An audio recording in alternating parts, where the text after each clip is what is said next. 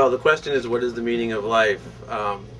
My friend Arnold says whoever gets the most laughs wins.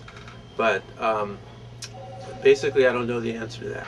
I don't know that there's an answer to the question of whether life has meaning. I think all one can do is to live as sane and compassionate a life as one can.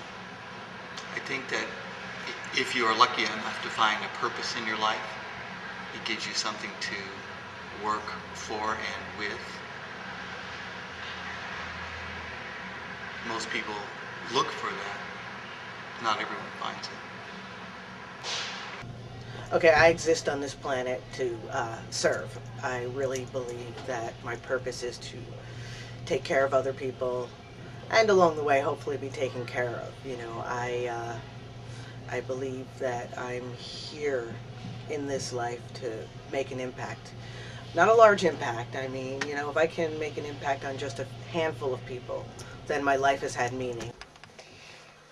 We're here on this earth to live, and that's all I want to say. We're clearly here biologically to kind of keep the species alive and to procreate and to keep it moving on to some goal that who the heck knows, you know, that's beyond all of our understanding. For me, you know, having impact is probably a lot about my meaning of life. I wish being gay didn't have that much of an impact. So if somebody asked me what the purpose of life is, I would say to really love God, and love God in a way that is not contained by some, you know, cookie cutter American dream, but honestly with a radical notion about what that really means, to care for people, to look after their needs, to not put them in boxes, to reach out to them with action in spite or despite their personal life decisions, their choices, their economic reality, and simply love them. I think one's ethnicity informs every aspect of one's life. And I happen to be born during a time in history when a lot happened for African Americans that I was able to both benefit from and hopefully participate in too, in a positive way. The meaning of life as a kid is to build Legos for me.